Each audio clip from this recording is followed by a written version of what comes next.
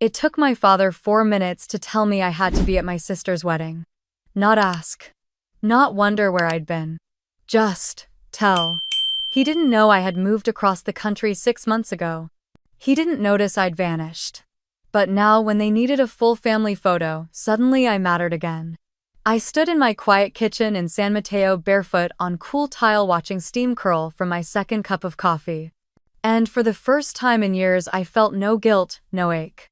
Just a quiet knowing that this time I wouldn't go back. Not for them. Not even for closure. The apartment was small but clean, bright, and quiet. Everything here was mine. The shelf I built, the framed art I picked, the lemon tree on the balcony. It had taken years to get to this place. Not just the apartment, but the stillness. The absence of pressure. The sense of breath. My phone buzzed once, face down on the counter. I didn't look. Probably another Slack message. Then it rang. I reached over without checking the screen and tapped answer. Camille. It took me half a second to place the voice. Sharp male clipped, then my stomach dropped. Dad, there's a dinner this Saturday. You need to come home for it. No hello, no warm-up. Just orders. I blinked, stepping away from the counter. My back leaned slightly against the fridge as I processed his words. What dinner? Sabrina's fiancé's parents are coming in from Florida. They want to meet the family. It's important.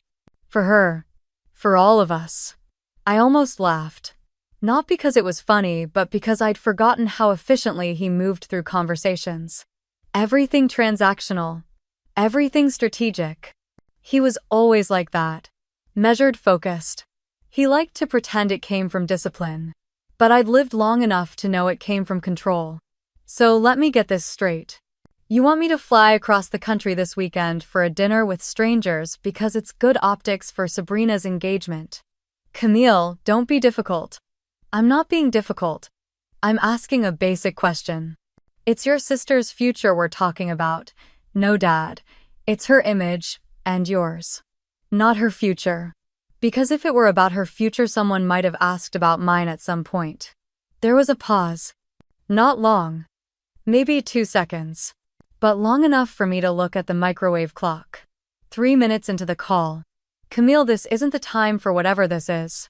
What this is, I repeated quietly. Dad, I moved to California 6 months ago. Silence. I let it stretch. What I moved. Packed up everything. Left Raleigh. Took a job here. Signed a lease. Started over. Why wouldn't you tell us? I didn't think you'd notice. Of course we'd notice, Camille. You're our daughter. Then why didn't you call? For 6 months, we thought you were busy. I was. I still am. You should have told us. Why, you didn't even know where I was living before. Did you ever ask? Do you know what street my last apartment was on? Don't be dramatic. It's not dramatic. It's factual. You don't know where I lived because you never cared enough to ask. You don't know what I do now, or who I work for, or what I've built here. I disappeared, and it took 6 months for anyone to notice. Camille, don't do this. We're trying to plan something important. We're asking you to be part of it. That's not unreasonable. You're not asking. You're demanding. Just like always. There was another pause, longer this time. I closed my eyes and exhaled. What's your address?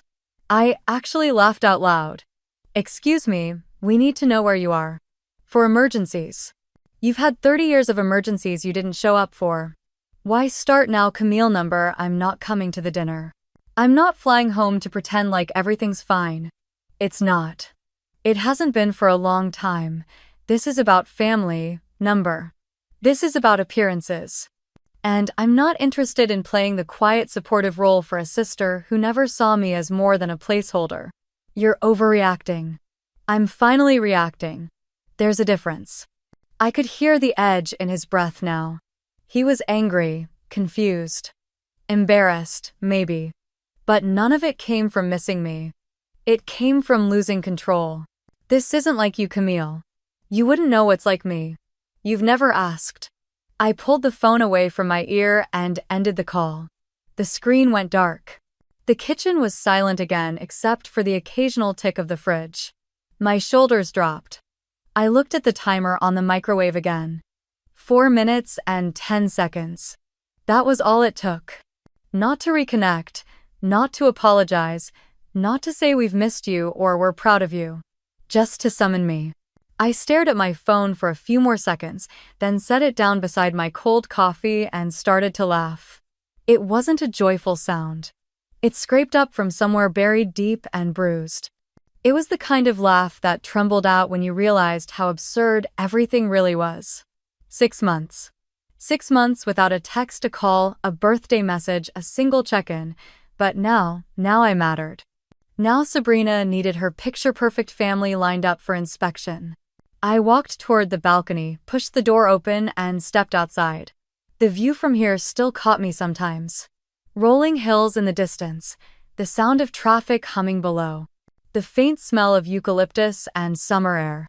I stood there for a long time feeling the sunlight on my face, and I knew with absolute certainty that I wasn't going back. I hadn't told anyone, except Maya and Tasha, the exact day I was leaving. Not because I wanted it to be some dramatic escape, but because I didn't want any noise. No explanations, no justifications. I had spent 29 years living in a space where my existence felt like background furniture. Quiet, functional, forgettable. So when the lease was signed, the job offer confirmed, and the boxes taped shut, I left Raleigh the same way I had lived there. Silently. That last morning in North Carolina was cool for late March. The sky was overcast, and the streets were still damp from a spring rain that had swept through the night before. I remember standing in the middle of my living room looking at the stacks of cardboard that lined the wall.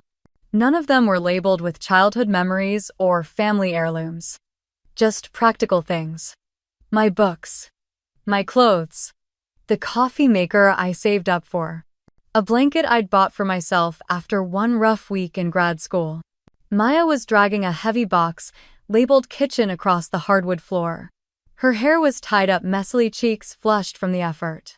Tasha came in from the hallway balancing a smaller box on one hip and a bottle of water in the other. "You really packed light," Tasha said, setting the box down near the front door. "I'm not taking the furniture, no point." Maya straightened up, stretching her arms over her head. "I still can't believe you're actually going through with this. California. Damn." I smiled and peeled off the last strip of packing tape on the final box.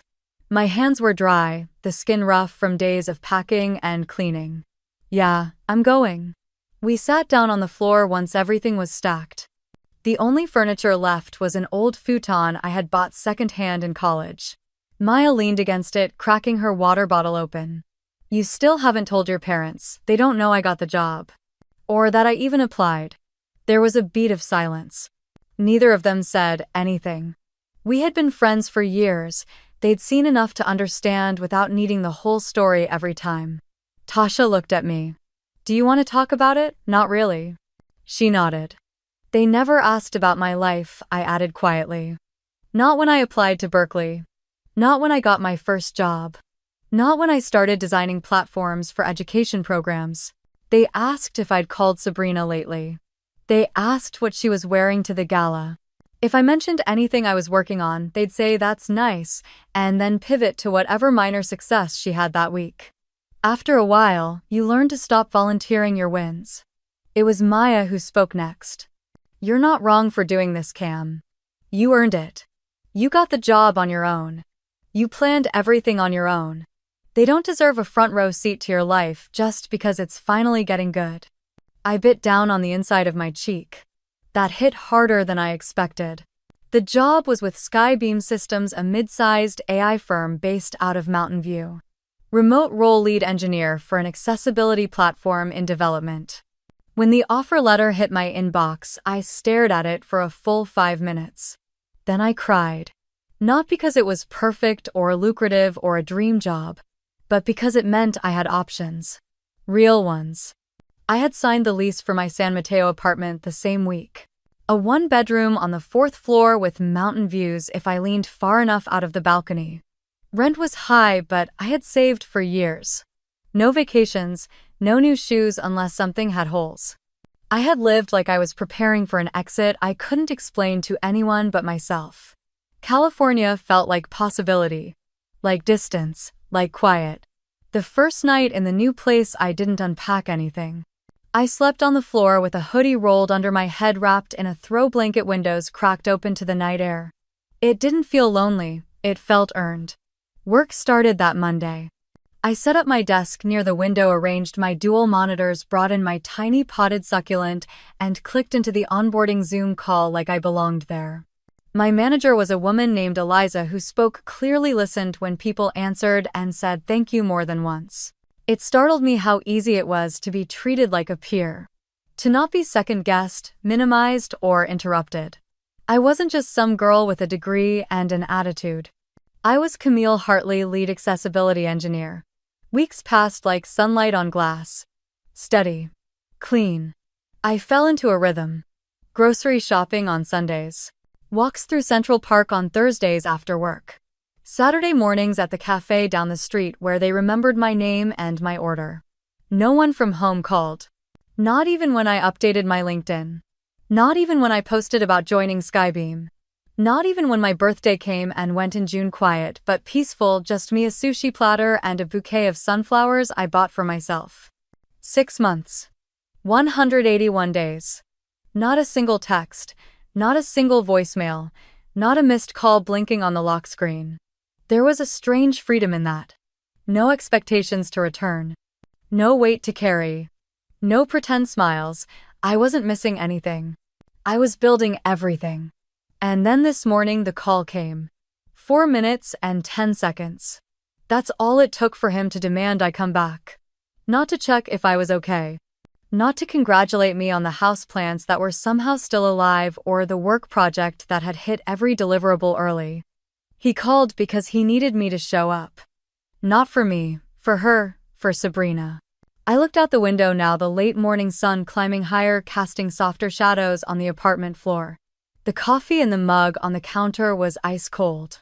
I poured it down the sink and started a fresh pot. This wasn't about anger, it wasn't even sadness. It was clarity. And I had waited a long time for that.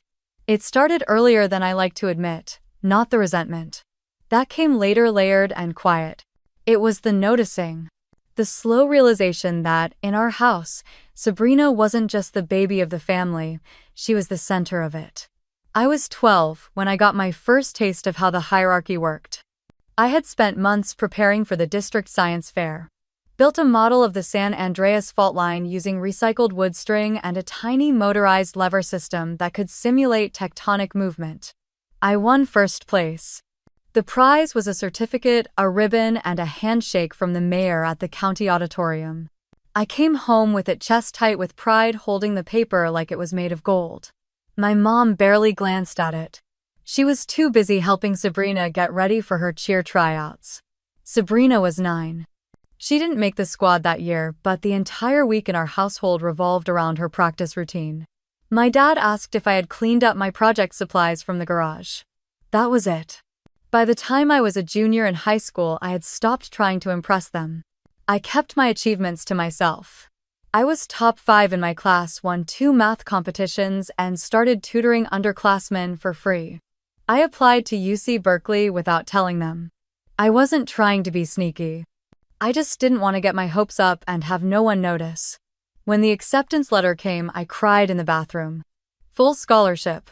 Room, board, books, everything. I printed the email, folded it 3 times, and slid it under my mother's coffee cup the next morning.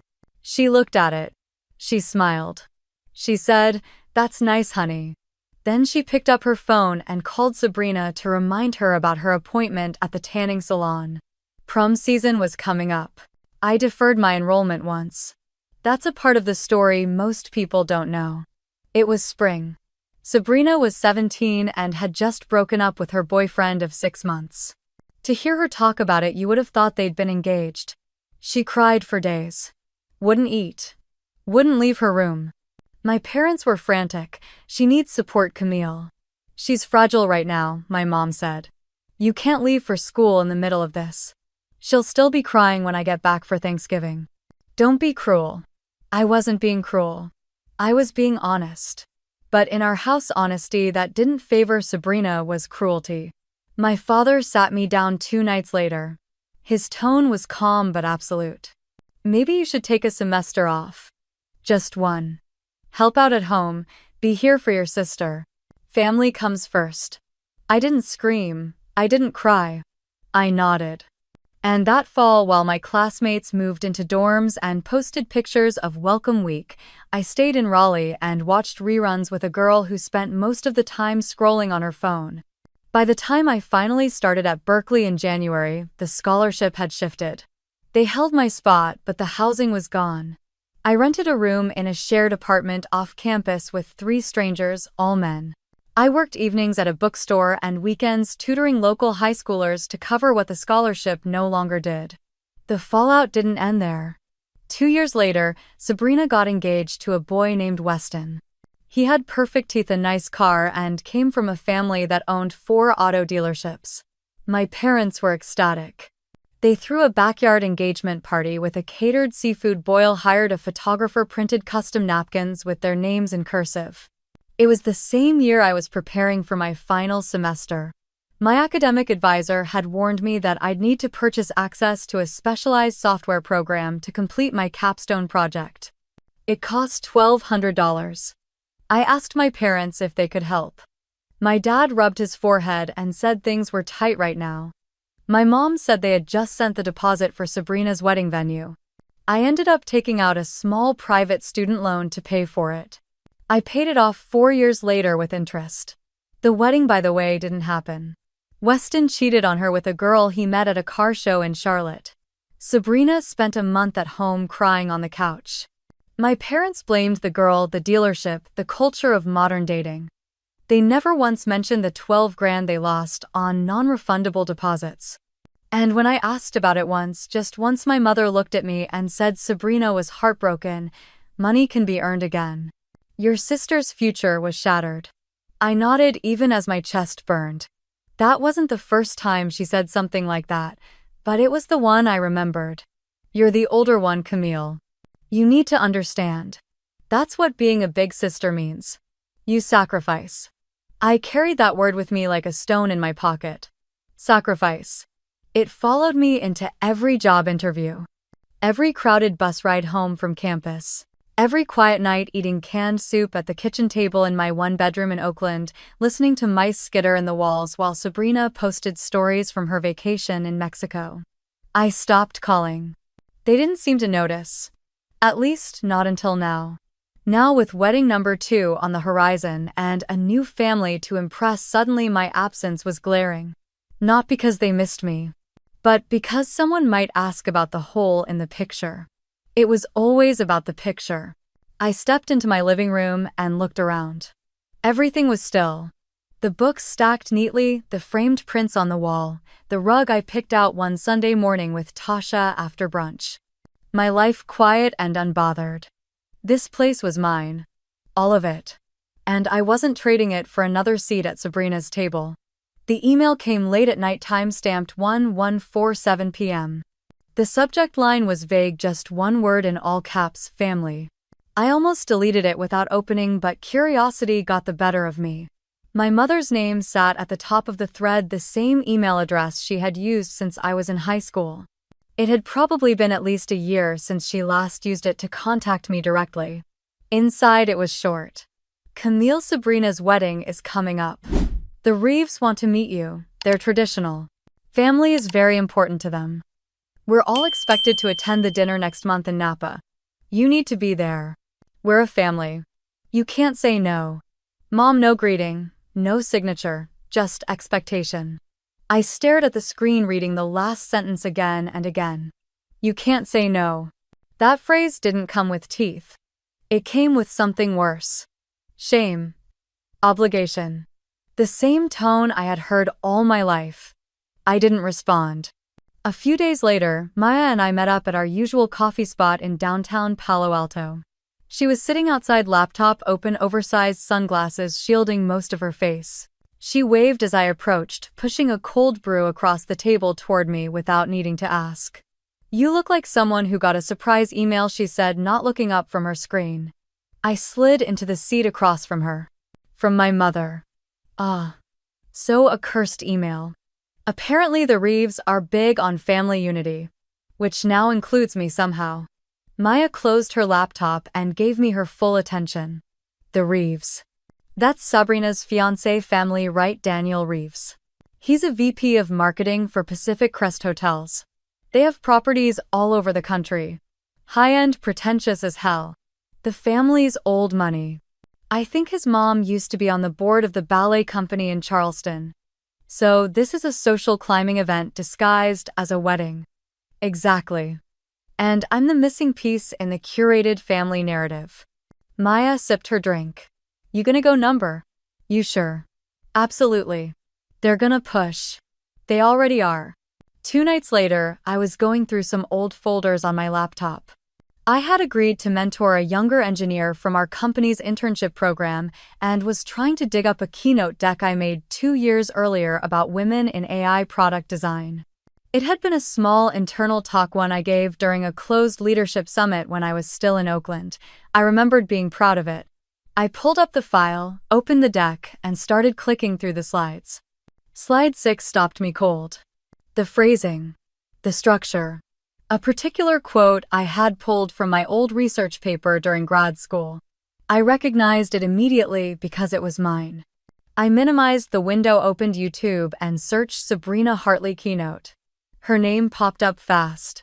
I clicked on the top result. A slick video titled Leading with Empathy, uploaded by the marketing firm she worked for in Chicago. The video opened with applause. Sabrina took the stage wearing a sleek navy pantsuit and a headset mic. She smiled, poised and confident. Her voice was polished, deliberate. I watched the first 3 minutes. Then came slide 6. It was almost identical. Same quote. Same visual design. Slightly rearranged bullet points, but the language was unmistakable. My phrasing, my cadence. Even the conclusion sentence was lifted nearly word for word. I paused the video and sat very still. It wasn't the first time she had borrowed things from me. In high school, she used an essay I had written for English Lit and got an A. In college, she wore my blazer to an interview and didn't return it for a year. But this was different. This was my professional work. My voice, my experience, rebranded as hers. I watched the rest of the keynote numb. The comment section was full of praise, inspirational. So moving. Loved the personal story about her sister. I laughed under my breath. That story wasn't about me. She had taken one of my anecdotes and reframed it, swapping names and outcomes. In her version, she was the older sister. Grounded. Resilient. The one who encouraged the shy sibling to follow her passion for tech. I closed the laptop. The rage didn't come immediately. It was a slow burn, a crawl beneath the skin. I walked around the apartment, touched the spine of a book, adjusted. The curtains filled my glass with water and didn't drink it. Then I opened my email and wrote 3 words in the subject line. I won't come. I didn't send it. Instead, I called Tasha. She picked up on the second ring, her voice already halfway to laughter. What did Sabrina do now? I told her everything. When I finished, she whistled. That's some peak Sabrina behavior. Do you think Daniel knows? About the video theft? About any of it? Tasha hesitated. Honestly, probably not. But if this is what she's bringing into a marriage with people like the Reeves, it's gonna bite her eventually. That's not my concern. Number. But it's interesting, isn't it? I leaned back on the couch. I guess I finally understand why they're pushing so hard. If the Reeves do any digging, they'll find out I exist. They'll want to know why I'm not in the pictures, why I'm not part of the story. And the truth doesn't fit the brand. Exactly. Tasha was quiet for a beat. So, what are you going to do? I'm not going to Napa. At least not as a guest. She laughed. That's my girl. I looked at the clock. It was close to midnight. The apartment was quiet. I could still see the glow of the mountains outside, the window shadows moving gently across the hills. Whatever was coming next, I knew one thing for sure. This time I wasn't the one hiding. I picked up the phone before I could talk myself out of it. My fingers hesitated over the screen for a moment, hovering above her name in my contacts. Margot Whitaker. No emojis. No nickname. Just her full name, the way she'd always insisted people use it. The phone rang 3 times before she answered. Camille. I was hoping I'd hear from you. Her voice was the same as always. A little raspier now, touched with age, but still warm, still sturdy. Like old velvet. I hadn't called her in months. Not because I didn't think about her, I did often, but because I wasn't sure where she stood anymore. Whether she still thought of me as her granddaughter or just a memory that made things inconvenient. Hi, Grandma. You sound tired. Just the usual. There was a pause. She never asked questions right away. She waited. I'm calling because I know they've been pushing you. Ah, so you've heard. They sent an email. But more than that, I know the pattern. She sighed softly. Your mother called me last week. Asked me to talk to you. Said the family needs to present a united front. For appearances. Did you agree? Of course not. The silence between us deepened, not awkward, but weighted. I sat down on the edge of my bed and stared at the old bookshelf across the room. A copy of To Kill a Mockingbird leaned sideways next to a cracked mug I hadn't used in years. I'm not going back, I said finally. Not to the house. Not to the rehearsal dinner. Not to be paraded around like a shiny accessory they forgot to polish. I understand. Do you? Yes, sweetheart. I understand more than you think. I didn't raise your mother to behave this way, but I see what she's become. She's chasing an image. Always has been. And Sabrina. Sabrina learned how to curate herself even faster. They erased me, Grandma. They didn't just forget, they deleted me. And now they want me to show up because someone else might notice the missing piece. You're right. I was quiet for a long moment. Hearing that just those 2 words meant more than I expected. She exhaled slowly. I could hear the sound of her fireplace crackling in the background. Probably the same one we sat beside every Christmas growing up. The smell of pine and cinnamon briefly filled my memory. But there's something you should know, she said gently. What? Apparently the Reeves have started asking questions. My stomach tightened. About me. About why they've never heard your name. Why you're not in any of the family photos. Why in all this time Sabrina's never mentioned having a sister. I stood up and walked to the window. The city lights blinked below, small constellations wrapped around the hills. And what did they say? Your mother panicked. She told them you were living abroad. That you were too independent to stay close. That's one way to spin it. Margot didn't laugh. Her voice was steady. Camille, you don't owe them anything. You don't owe the Reeves anything either. But I know you. And I know you don't like lies, especially ones that drag your name through the mud. I clenched the edge of the curtain in my hand. They chose to lie. They can deal with the consequences. I know, but I needed to tell you. Because if you decide to say something you should know, the cracks are already forming. You wouldn't be starting the fire. You'd just be letting it burn. I let go of the curtain. Why now? After all this time, why suddenly care what Daniel Reeves' family thinks? Because reputation is the last thing your mother has left. And Sabrina built her image on perfection. On curated, clean stories. No estranged siblings. No family drama. Just glossy photos and perfect speeches. I leaned against the wall and closed my eyes. They can't stand the idea that I might tell the truth. Or that someone else might find it first. I don't know if I want to expose them. Not like that. You don't have to, sweetheart. But you can stand your ground. You don't need to fight, you just need to be present. Sometimes that's enough. I nodded even though she couldn't see me. Camille, I never stopped thinking of you. You're my granddaughter. And I know I wasn't always strong enough to protect you from their choices, but I see you now. And I'm proud. My throat tightened. I looked down at the floor and blinked fast. I missed you. I missed you too.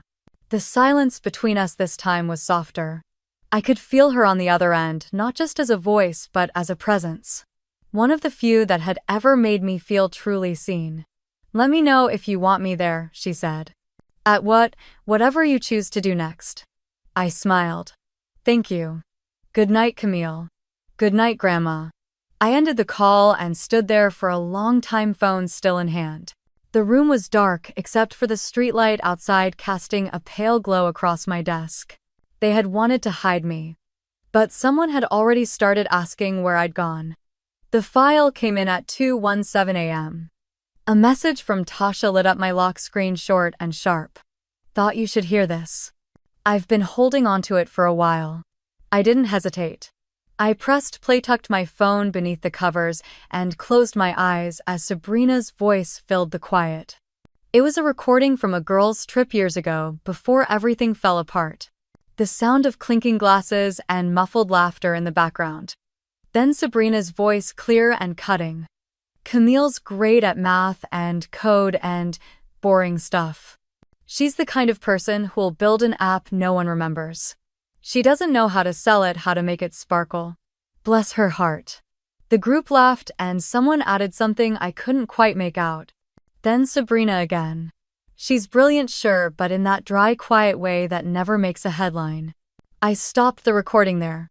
The weight of it pressed against my chest, not heavy like a boulder, but sharp like a paper cut in the same spot I kept reopening.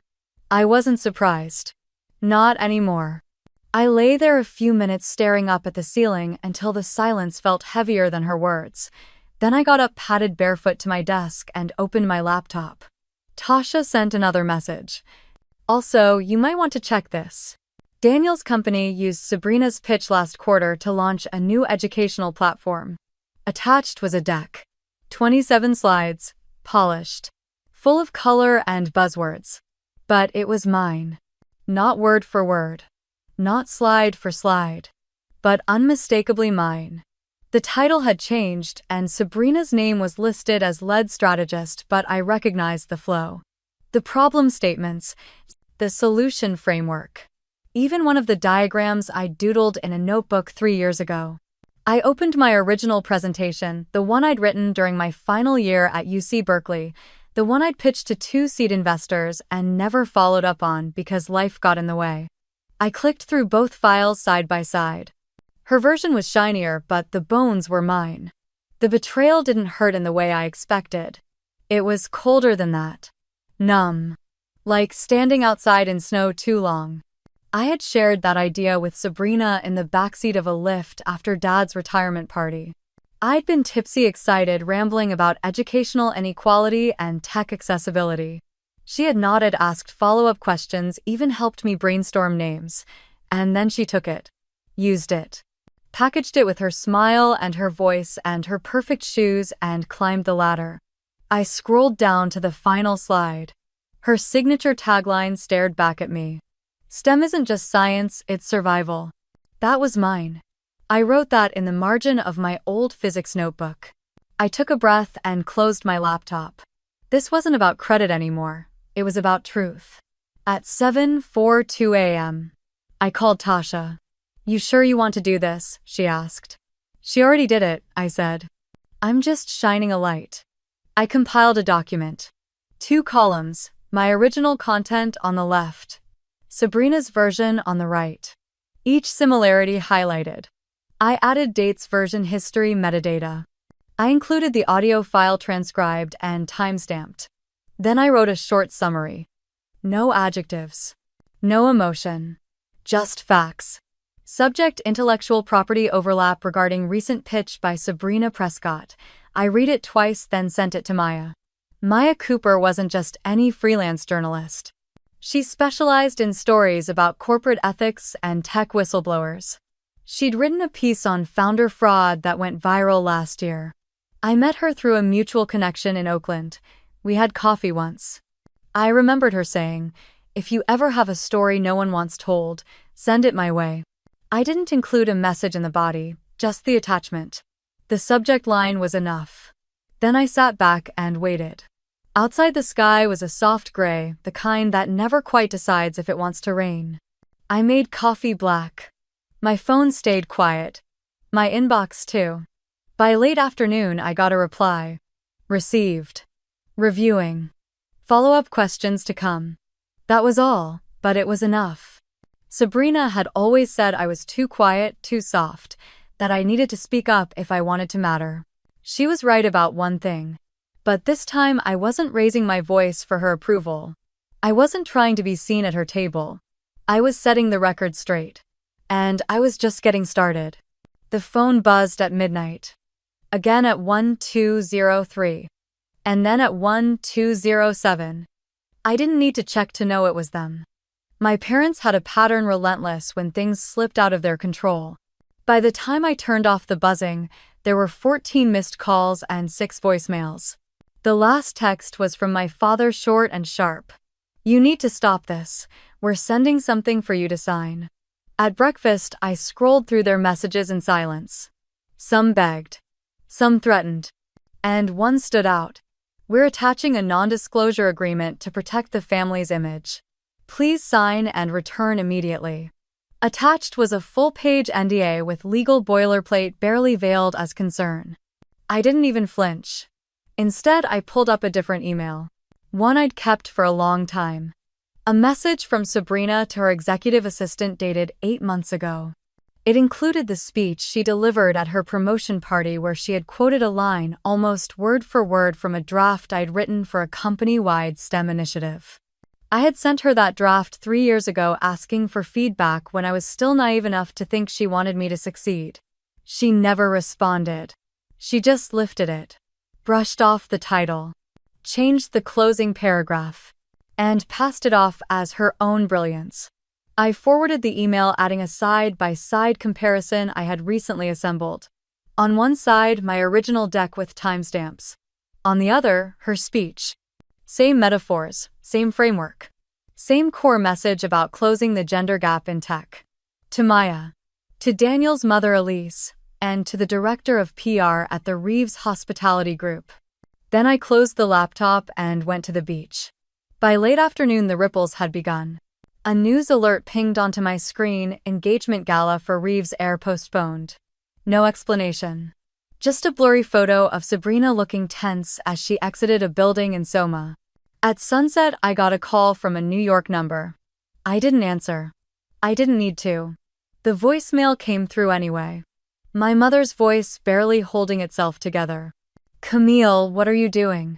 You're ruining everything. This is your sister's future." My future was never something she considered. By evening, I received a flurry of LinkedIn notifications. People had started searching for me, some from Daniel's company, some from Sabrina's, even one from an editor at a startup journal. Then came the text from Tasha. "The gala's off. Word is Daniel confronted her. She's not taking it well." I typed a reply, then deleted it. Instead, I pulled up a note I had kept for myself. It was titled simply "If They Ever Ask." Inside were screenshots, emails, voice memos, a picture of a family Christmas card that included only Sabrina, my parents, and the Reeves, with a golden retriever that wasn't ours. They had scrubbed me from the narrative long before I fought back. Now the house of cards was shaking. At midnight, another email arrived. This one from Sabrina herself. Subject enough. She wrote 3 paragraphs of fury and desperation. How I was embarrassing her. How I was destroying years of her work. How she always looked out for me. Then one line stood out. "Don't think Daniel will stay with someone who tears down her own family." The irony of it made me laugh. Not a big laugh. Just that quiet breath-out sort that comes when someone still thinks they have power over you. I didn't reply. Instead, I opened a blank document and started writing something new. Not a retaliation. Not a threat. Just a clear timeline. Who knew what? When they knew it. What they chose to do. And what I had done instead. Not to be petty. To be precise. Because facts have a weight of their own, and once they're out, they don't go back into silence. That week, Daniel quietly unfollowed Sabrina on social media. Elise took down the engagement announcement, and a reporter from Tech Women reached out asking for a comment. I wasn't sure I wanted to give one, but I had a feeling they were going to write about it anyway. By Friday, Sabrina's team posted a carefully worded update. Due to a scheduling conflict, the wedding events would be delayed. They thanked their guests for their patience. There was no mention of me. But in their silence I saw it.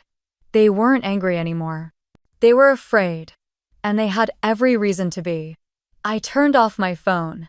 Not in a dramatic throw it into the ocean kind of way. I just powered it down and left it in the glove compartment of my rental car. Then I started driving up the coast, letting the winding cliffs of Highway 1 carry me north away from the noise, the calls, the questions. I didn't have to say anything. That was the point. The Monterey sun was pale when I arrived in Big Sur, bleeding through layers of fog like it wasn't sure it wanted to be seen. I checked into a tiny cabin with no television, no Wi-Fi, and only a barely there cell signal. It felt right. For the first time in weeks, maybe years, I felt anonymous. Untraceable. Free. I hiked down toward the water where the cliffs dropped into a restless sea. Waves pounded the rocks like they had something to prove. I sat on a wide stone near the edge, pulled my knees to my chest, and just watched. No podcast. No distraction. Just wind in my hair and the sound of the Pacific trying to erase the land. When my phone buzzed later that night after I'd broken my silence to check it, it wasn't from my parents. Or Sabrina. It was Tasha. I let it ring 3 times before answering. "You picked the worst time to go off-grid," she said without greeting. It was her version of "I miss you." I smiled. That bad worse. She lowered her voice like someone could be listening. "There's panic. Real panic. Someone from Daniel's team leaked that the wedding might be postponed. Sabrina's freaking out. Your mom sent out a family-wide email telling people to ignore the rumors. And the article I asked, even though I already knew." She took a breath. "It's live. Front page of West Coast Ledger's online edition." Maya went hard. "The title is The Sister They Erased, and the Letter She Never Wrote." I closed my eyes. I could see it without seeing it. The photo of me at 16 standing at a robotics competition, smiling wide, unaware of the years ahead. The side-by-side comparison of the original STEM app pitch deck in my email folder and the version Sabrina used at that corporate summit. And the letter I never actually sent, the one Maya reconstructed from fragments of what I'd shared. She did it with grace. No rage, no finger-pointing, just the quiet devastation of a life rewritten. Tasha kept talking. "They're all calling it a betrayal from inside the house. Camille, they know someone sent Maya those files." I leaned back against the cabin wall, watching the stars spread out in a slow-motion shimmer above the treetops. "Let them guess," I said. My voice was steady. "They won't have to guess for long. People are putting it together. Your name's trending in niche circles. Erased engineer is what one tech blog called you." I gave a soft laugh. "Catchy." There was a pause. "Are you okay?" Tasha asked. I considered lying, but then I remembered this was Tasha. "I'm not angry. I'm not even hurt anymore. I just see it now. All of it. The years I spent trying to earn a seat at a table that was always going to be pulled out from under me." I heard her exhale on the other end. "So what now?" "Now," I said, "I let the truth do its thing." The next morning I walked to a tiny bakery off the highway and bought a coffee and a fresh peach galette. No one recognized me. No one whispered. No one asked me to explain myself. I sat by the window watching a couple in hiking boots argue about trail directions, and I felt oddly at peace. Back in the cabin, I opened my laptop and checked the Ledger article. Maya's writing was clean, sharp, and undeniable. She hadn't named me explicitly, but anyone with half a brain and access to LinkedIn could figure it out. There was a paragraph that stood out. "In the shadow of a perfect daughter narrative lies a woman whose ideas were borrowed, whose voice was muted, and whose story was never invited to the wedding. Until now." I closed the screen and breathed out. That afternoon the messages began again. My father's number. Then my mother's, Pras. Then a new one, an assistant from the Reeves family. They all danced around the same theme: damage control. "We need to talk. This isn't how families fix things.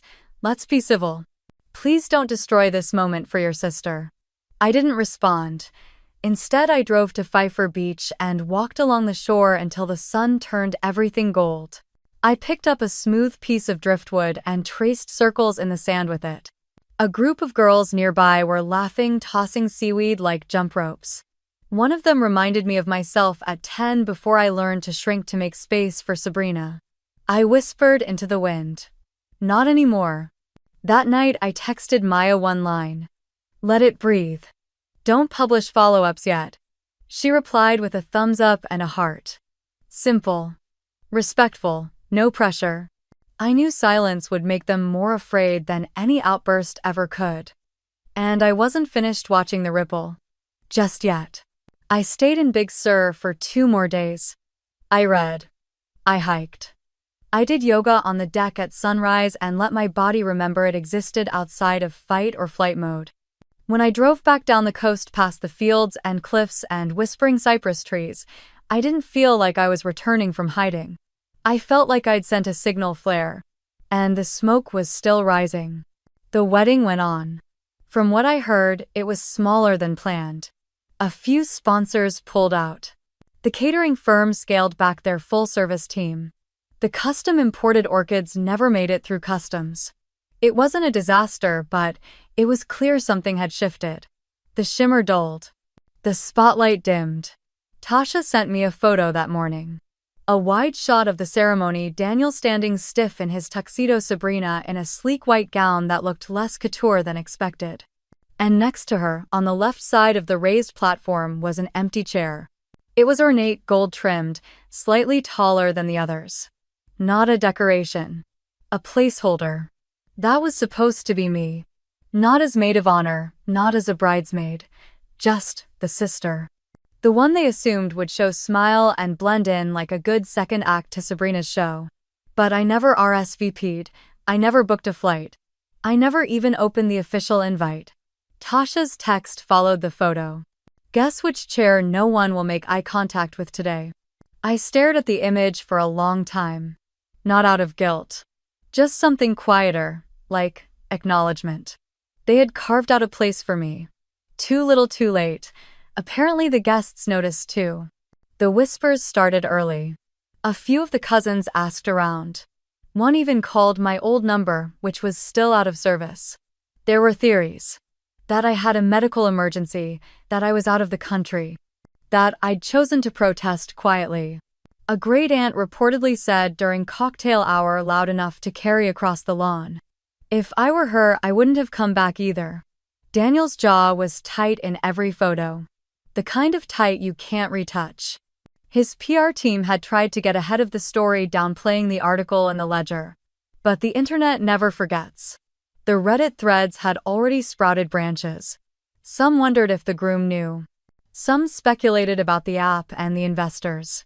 The hashtag number sister raised popped up beneath the wedding post on Sabrina's bridal Instagram account before the comments were turned off.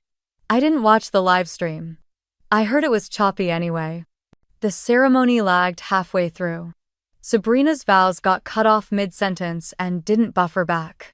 Someone joked online that even the Wi-Fi had taken sides. Later that evening, I sat on the deck of my apartment in Seattle watching the twilight creep in. I didn't feel like celebrating. I didn't feel like mourning. I just breathed in the quiet. No parties, no matching robes, no forced toasts. My laptop buzzed with a new email. I opened it without checking the sender. From Margaret Whitaker, subject. Today, I paused. Margaret was my grandmother on my father's side. Not the warmest woman in the family, but the sharpest. A retired federal judge with impeccable handwriting and a mind like a steel trap. She hadn't spoken to me since the last Christmas we all pretended to get along. The message was short. Camille, they thought losing you would humble them. But you were never the warning, you are the loss. And they will feel it for the rest of their lives. Love, Grandma. I blinked. Reread it. Not a word wasted. No pity. No passive-aggressive tone, just truth, plain and precise. The kind of verdict she was known for. I replied with a simple thank you. Somehow, it mattered. Back in Ridgefield, the reception dragged on. I saw snippets through Tasha's updates. One clip showed Sabrina trying to give a speech, but her voice cracked when she mentioned family. Her maid of honor patted her arm. The DJ started the music early. At some point during dinner, my uncle leaned toward my dad and said something that made him look down at his plate. The table went quiet. No one lifted their glass. The final group photo was taken in front of a floral arch. Everyone arranged themselves around the couple. But when it came time for the immediate family photo, the photographer hesitated. "Should we leave the chair?" My mother nodded. "Yes," she said. "Leave it." And so they did. There it was, dead center of the image.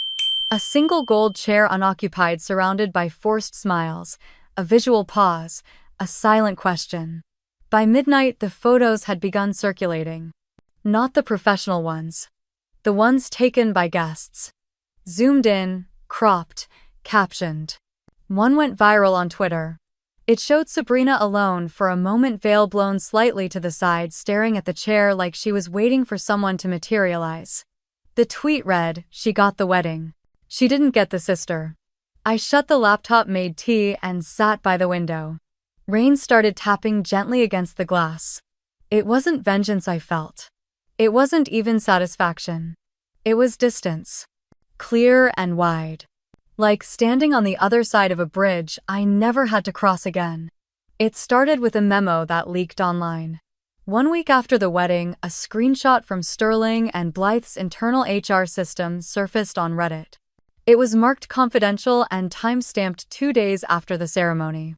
The memo confirmed that Sabrina Whitaker, Senior Vice President of Brand Strategy, had been placed on indefinite leave pending investigation into professional misconduct.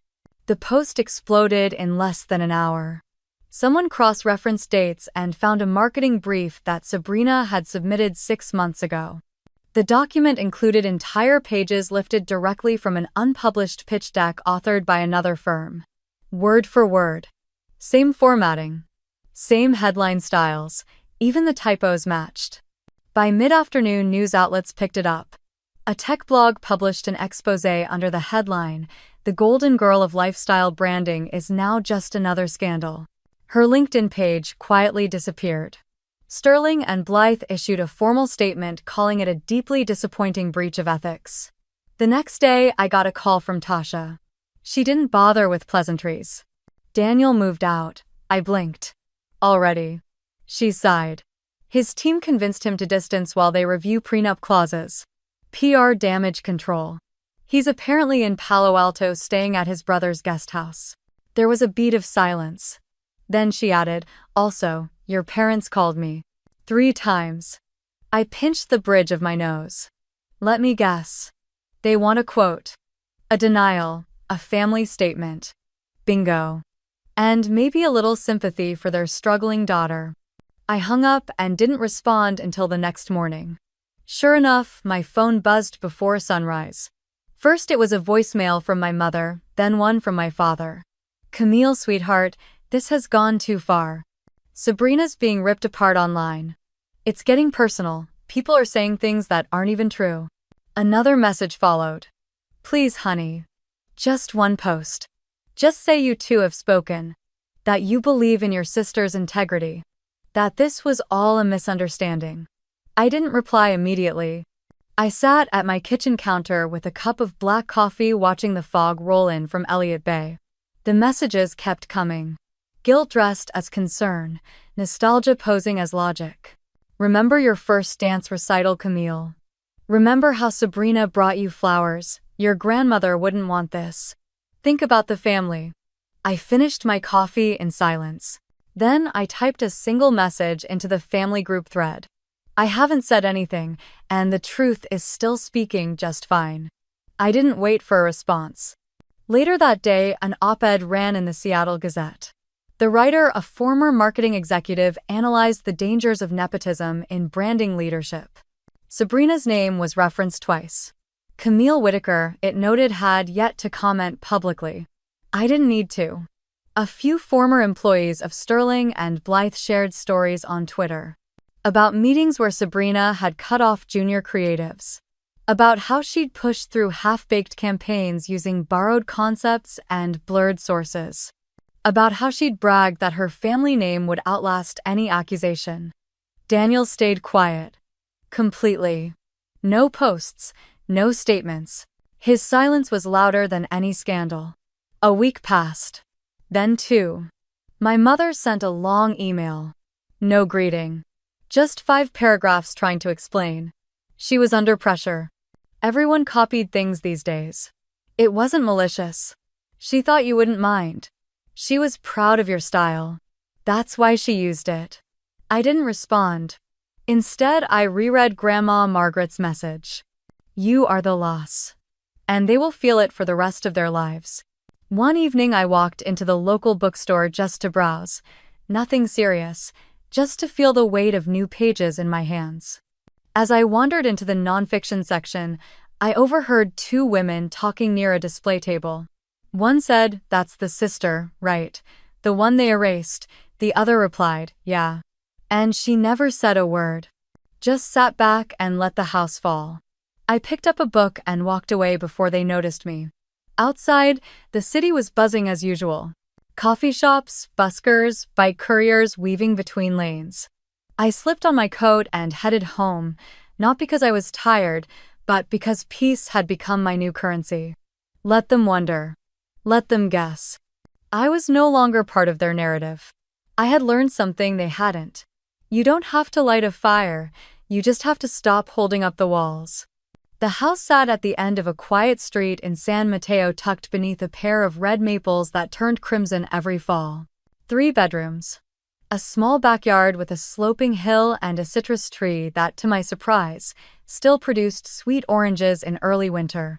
The view from the upstairs window overlooked the Santa Cruz Mountains, soft and endless. It wasn't grand, it wasn't viral. No marble staircase or crystal chandeliers. Just a white kitchen with checkered tiles and a dining nook with morning light, and it was mine. The day I signed the deed, the notary looked up from the final page and smiled. "Congratulations, Miss Whitaker." I nodded, a strange warmth rising in my chest. I hadn't told anyone yet. Not even Tasha. The decision felt too intimate, too rooted in something I was still learning to name. 2 days later, she showed up with flowers and a toolkit. "You finally picked the one, huh?" I grinned as I let her in. "You don't pick a house like this, you let it pick you." Together we unpacked boxes, rearranged the mismatched furniture I brought from the rental, and laughed when the first drawer in the kitchen fell off its track. By sunset, she was barefoot in the living room, holding a hammer in one hand and a framed photograph in the other. "Where do you want this?" It was the picture we'd taken in Big Sur. I was holding a coffee mug, my hoodie soaked with sea spray. She was laughing mid-bite, half of a donut hanging from her mouth. Behind us, the cliffs and ocean stretched into mist. "Put it over the fireplace." It went up with 2 firm taps. Crooked. Perfect. Later that evening, I stood alone in the kitchen sorting through the last of the envelopes. Most were utility notices or change of address confirmations. Then at the bottom of the stack I found the familiar handwriting. My father's. Inside, a folded letter in shaky cursive. "Camille, I know we failed you. We failed your trust, your work, your voice. I don't expect you to forgive. But I hope someday you might understand." Next came my mother's email. Longer. Dramatic. Full of memories from my childhood. She attached a photo of me at age 7 standing in front of a science fair project made entirely from glitter and foil. "You always were the brilliant one," it read. "I'm sorry we didn't see it clearly enough when it mattered most." Then there was Sabrina's message. "Camille, I've lost more than I thought possible. But losing you, it's the kind of silence that echoes. I'm sorry, not just for the wedding. For everything before it, I didn't respond to any of them. Instead, I opened the drawer next to the sink, took out a binder clip, and pinned all 3 messages to the bulletin board in my home office. A new space I had carved out beside the window that looked out over the backyard. On the left side of the board hung my framed certificate. Women in Tech. Top 30, under 30. The one my mother once dismissed as a nice little award. I had always kept it in a drawer. But now it hung at eye level. Not for show. For remembrance. 3 days after settling in, a thick envelope arrived from a law firm I recognized. Owens and Langley. The firm our family had used for decades.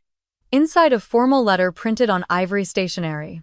"This letter is to request, on behalf of the Whitaker estate and associated members, your agreement to refrain from further sharing of sensitive or potentially damaging information regarding past family events, both publicly and privately." The purpose of this non-disclosure is to preserve familial integrity and avoid additional reputational harm. A draft NDA was attached. 2 pages. Standard language. I sat at my desk and read it twice. No threats, no accusations, just containment. A polite way of saying, "You've said enough, stop now, let us recover." I didn't tear it up. I didn't burn it. I simply took a pushpin and placed it next to the award. No reply, no negotiation. Just a quiet refusal to be silenced again. Outside, the orange tree shifted in the breeze. That night I slept without waking. No dreams, no noise. Just the gentle creak of a house getting used to someone new. A space finally becoming something more than shelter. A space that knew me, held me. A space that didn't need a performance to feel like home. The first morning I woke up in my new house without an alarm, I didn't rush to check my phone. I just lay there for a while, sunlight slanting through the blinds, the scent of orange blossoms drifting in from the backyard. There was no one to impress. No expectations waiting, no performance, just my breath. My bed. My peace. A year had passed since the wedding I didn't attend.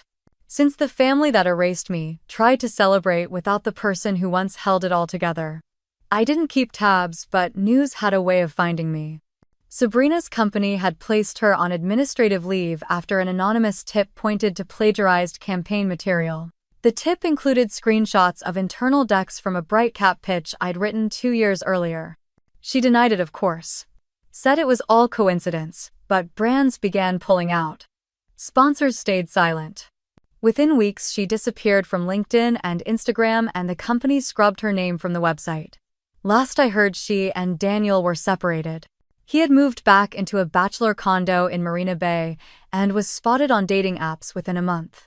Sabrina, according to a former coworker who messaged me out of the blue, hasn't been seen in the office since. My parents tried to call. Left voicemails with forced warmth and deliberate vagueness. "Hi honey, just checking in. Your sister's going through a tough time and, well, family's family, right? Call us." I didn't call. I didn't reply to their emails either, even when they wrote asking me to say something publicly. To clarify that the press had it wrong. That the information was taken out of context, that they'd always supported me. I typed a reply, then deleted it. Instead, I sent one message. "I haven't said anything." And the truth still found its way out. They didn't reply after that. I had no desire for confrontation. No need to argue, to explain, to relive the years they'd rewritten in favor of someone shinier, easier, more convenient. I was too busy living. Tasha and I built a rhythm together, like two people finally allowed to exhale. We worked from our respective corners of the house, pausing mid-afternoon to walk around the neighborhood or tend the tiny garden we'd started behind the orange tree. We laughed a lot. Not the kind of laughter that covers tension. The kind that bubbles up because the world finally feels safe. I started mentoring younger women in tech, something I'd once felt too burnt out to do. One of them, a first-gen college grad from Bakersfield, gave me a handmade thank you card after landing her first full-time engineering job. She wrote, "You made me believe there's space for someone like me." I kept that card beside my desk next to the Women in Tech, Top 30 Under 30 plaque, and just below the letter from the family's attorney asking me to sign a non-disclosure about sensitive family events. I didn't sign it. I didn't reply. I just pinned it to my corkboard under a sticky note that read, "You owe them nothing." The old version of me might have felt a flicker of guilt. Might have worried what the neighbors thought. Might have drafted a carefully balanced response that protected everyone's image. But that version had retired. I wasn't angry. I wasn't vindictive. I didn't go around recounting the past like a wound. I didn't need to. Some stories collapse under their own weight when the person holding them up finally walks away. On the anniversary of what would have been Sabrina's first wedding anniversary, I took a solo trip to Mendocino. I stayed in a quiet inn facing the cliffs and wrote for the first time in years, not for a pitch deck, not for strategy, just for myself. I wrote about a girl who once thought being good was the same as being loved. About the slow, painful liberation of realizing they're not the same.